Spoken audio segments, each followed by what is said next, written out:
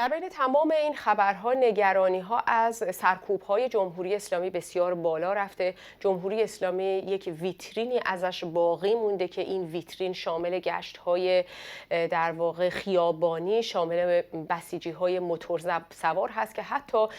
شهروندانی به تلویزیون کانال جدید اطلاع دادند که برخی از اسلحه‌هایی که دست این در واقع افراد هست حتی گلوله هم نداره، یعنی انقدر اعتمادها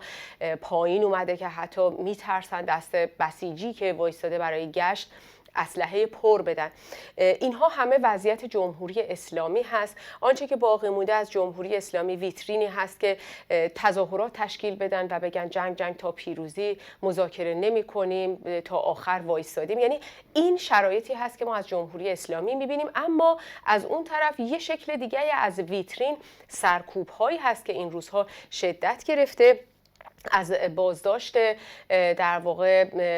شهروندان آلمانی، از بازداشت شهروندان آمریکایی تا بازداشت 3 متهم از جمله یک فرد 2 تابعیتی، همینی که گفتم، به اتهام جاسوسی و ارسال اطلاعات از اماکن خاص به اسرائیل و همچنین تهدید شهروندان برای اینکه به هیچ عنوان خبری رو در شبکه‌های اجتماعی منتشر نکنند، تهدید به پرونده سازی. در همین رابطه سازمان عفو بین الملل با ابراز نگرانی از بازداشت‌های گسترده در ایران به اتهام همکاری با اسرائیل نسبت به افزایش خطر اعدام و شکنجه شهروندان هشدار داد. خب پر واضحه که باید در برابر یه همچین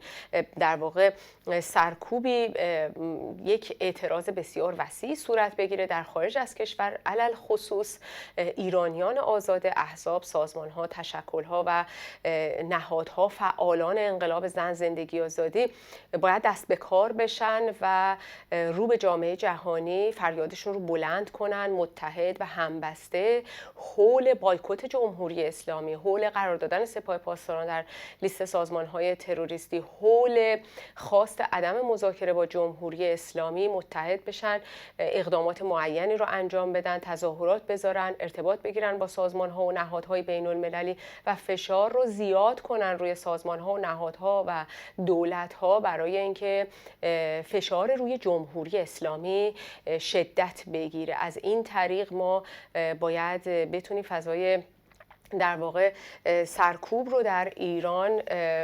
مواجه بشیم باهاش، کنترل بکنیم، فشار بیاریم و اجازه ندیم که جمهوری اسلامی از این فضایی که ایجاد شده در واقع برای سرکوب بیشتر ایجاد بشه. یه حکومتی که در حال فروپاشی هست در روزهای آخر، در نفسهای آخر، در دوره آخری که داره طی میکنه، چنگ و دندان بیشتری نشون میده که بگه من هستم، در حالی که مردم دارن میبینن چطور جمهوری اسلامی در حال فروپاشیه. این حکومت سعی میکنه با سرکوب بیشتر فقط نشون بده که هست، فقط نشون بده که حضور داره. فعالان در داخل ایران هم حتما میدونن که از چه طریقی، از چه راههایی با حفظ امنیت خودشون در برابر این سرکوب ها متحد بشن و اعتراضات وسیع سازمان بدن، علل خصوص فعالین جنبش های اعتراضی که ید طولایی در اعتراضات و اعتصابات دارن. این روزها میتونن نقش بسزایی ایفا بکنن.